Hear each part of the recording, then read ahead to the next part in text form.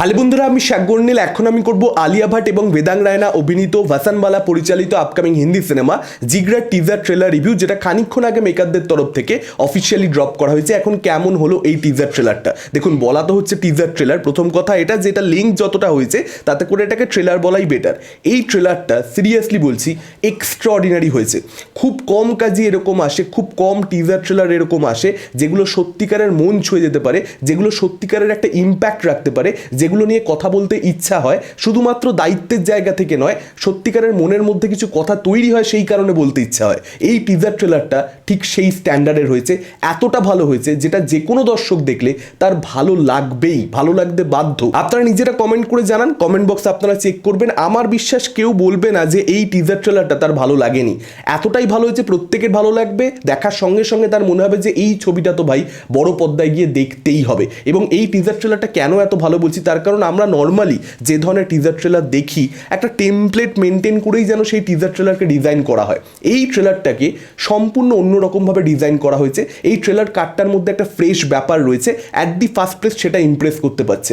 শুরুই হচ্ছে একটা বড় ওপেনিং সিন দিয়ে, যেখানে আমরা দেখতে পাচ্ছি যে আলিয়া ভাটের ক্যারেক্টারটা বেদাং রায়না এবং আলিয়া ভাটের যারা প্যারেন্টস ছিল তাদের ব্যাপারে বলছে এবং ওদের চাইল্ডহুডটা কীরকমভাবে কেটেছে সেটা বলছে মনোজ পাওয়ার ক্যারেক্টারকে। 40 সেকেন্ডের একটা ওয়ান টেক। এবং এই গোটা টিজার ট্রেলারটার মধ্যে যদি আপনারা দেখেন এরকম বেশ কিছু সিন রয়েছে যেগুলো কিন্তু নর্মালি আমরা অন্যান্য ছবি টিজার ট্রেলারের মধ্যে যেরকম ফাস্ট কাট দেখতে পাই, এখানে কিন্তু সেরকম ফাস্ট কাট অ্যাপ্রোচে যাওয়াই হয়নি। সিনগুলোকে একটু বড় রাখা হয়েছে।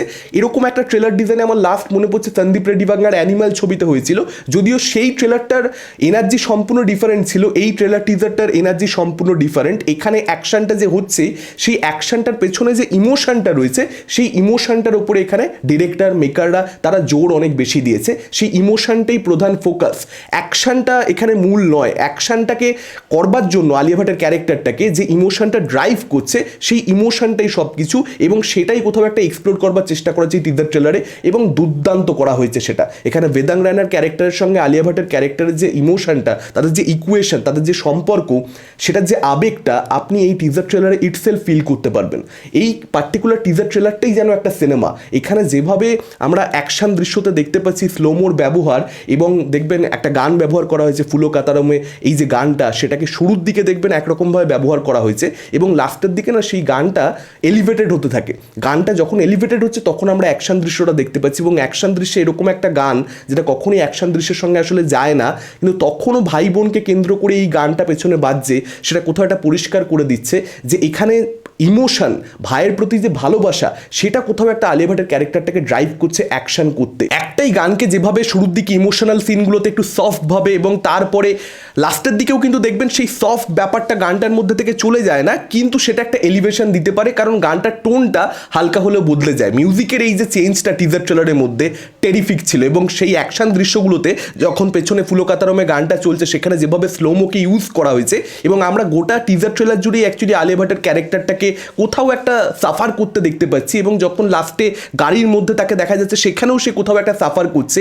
এই যে সমস্ত সাফারিং, সেটা কোথাও একটা ভাইকে কেন্দ্র করে, ভাইকে প্রোটেক্ট করবার জন্য, তাকে বাঁচানোর জন্য, এবং ভাইয়ের প্রতি যে আবেগ, যে কোনো ধরনের ইমোশন, হিউম্যান ইমোশনস, সেটা মানুষকে মিরাকেল করাতে পারে, সেটা মানুষের মধ্যে একটা অদ্ভুত কারেজের জন্ম দেয়। যে কারণই হচ্ছে ছবির টাইটেল জিগরা। একটা টিজার ট্রেলারের মধ্যে ইটসেলফ আপনি বুঝতে পেরে যাচ্ছেন যে ছবির টাইটেল কেন প্রচণ্ড বেশি জাস্টিফাইড। এর থেকে ভালো কি হতে পারে। গল্পটা আশা করি আপনারা সকলে বুঝতেই পেরেছেন। এখানে আলিয়া ভাটের ভাইয়ের যে ক্যারেক্টারটা, অর্থাৎ বেদাং রায়না যে ক্যারেক্টারটা প্লে করছে, সেই ক্যারেক্টারটা সম্ভবত মালয়েশিয়া বা ওই জাতীয় কোনো একটা দেশে যাবে, এবং সেখানে ক্রাইম না করা সত্ত্বেও তাকে ফাঁসিয়ে দেওয়া হবে এবং তাকে জেলে ভরে দেওয়া হবে।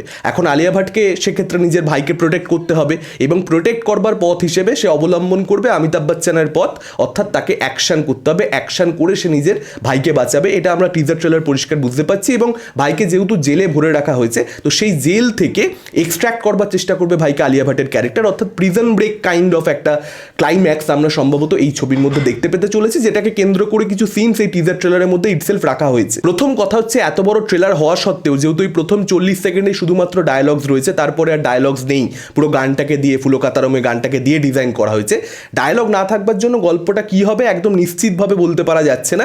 জাস্ট দেখে, ভিজুয়ালস দেখে, সিনস দেখে আমাদেরকে বুঝে নিতে হচ্ছে যে কি হতে পারে। ফলত এখনও আমরা নিশ্চিত নই, সেটাই কোথাও একটা ট্রেলারটার পজিটিভ পয়েন্ট যে এত বড় ট্রেলার হওয়া সত্ত্বেও, অনেক কিছু দেখানো সত্ত্বেও আমরা শিওরলি বুঝতে পারছি না যে কি হবে না হবে। এবং এরকমটা হতেই পারে যে আমি মনে করছি যে ক্লাইম্যাক্সে এই পার্টিকুলার এক্সট্রাকশনের ব্যাপারটা আসবে, সেটা হয়তো ক্লাইম্যাক্সে এলো না, সেটা হয়তো ইন্টারভেলে এলো এবং তখন আলিয়া ভাট হয়তো ফেল করলো, এটাও কিন্তু পসিবল। এবং তারপর যেটা হবে সেটার সম্পর্কে আমাদেরকে টিজার ট্রেলারের মধ্যে জাস্ট কিচ্ছু দেখানো হয়নি, কোনো ক্লু দেওয়া হয়নি, কোনো হিন্ট দেওয়া হয়নি। সেটা হয়তো সম্পূর্ণরূপে ফ্রেশ কিছু হবে, কারণ এই টিজার ট্রেলারটার মধ্যে আলিয়া ভাটকে ওই এক্সট্রাকশনের সময় আমরা যেভাবে সাফার করতে দেখতে পাচ্ছি এবং সেখানে যেরকমভাবে লোক জড়ো হয়ে গেছে এবং ওকে পালাতে হচ্ছে, সেই ধরনের যে সিনগুলো, সেগুলো আমাকে কোথাও একটা ভাবাচ্ছে যে আলিয়া ভাটের ক্যারেক্টারটা মেবি হয়তো সে সাকসেসফুল হবে না নিজের ভাইকে এখানে এক্সট্র্যাক্ট করতে।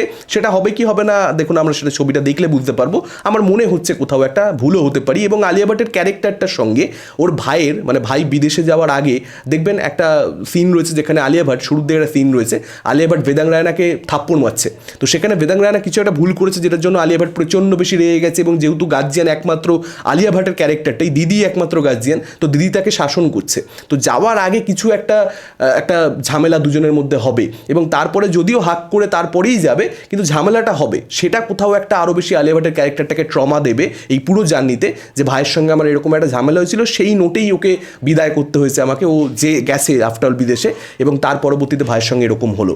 এটাও হতে পারে। যে কটা সিন রয়েছে এখানে বেদাং রায়না এবং আলিয়া ভাটের মধ্যে, প্রত্যেকটা সিন ওয়ার্ক করছে। টিজার ট্রেলারটাই এনাফ অডিয়েন্সকে এই ক্যারেক্টার দুটোর সম্পর্কের মধ্যে ইনভেস্টেড করবার জন্য। আলিয়া ভাটের প্রত্যেকটা ফ্রেম, যেখানে যেখানে গোটা টিজার ট্রেলারে আলিয়া ভাটকে আপনারা দেখতে পাচ্ছেন, প্রত্যেকটা জায়গাতে তার পারফরমেন্স খুব ভালো, ক্যারেক্টারটাকে সে খুব সুন্দরভাবে মেনটেন করছে। এবং এই ছবির মধ্যে আলিয়া ভাট একটা অসাধারণ পারফরমেন্স আমাদেরকে দিতে চলেছে, সেটার ব্যাপারে একদম নিশ্চিত হয়ে যাবেন আপনি এই টিজার ট্রেলার দেখবার পরবর্তীতে। আলিয়া ভাট নিজের প্রোডাকশন হাউস খোলবার পরে এত সমস্ত ভালো ছবি তার দর্শকদের জন্য আনছে, সেটা ডার্লিংস হোক কিংবা এখন জিগরা হোক, মানে টিজার ট্রেলার দেখে দেখুন বোঝা যায় যে কোন ছবিটা ভালো হবে, এটা বুঝতে পারা যাচ্ছে যেটা ভালো। যদি খুব ভালো কিছু নাও হয়, ভালো তো ভাই এটা হবেই।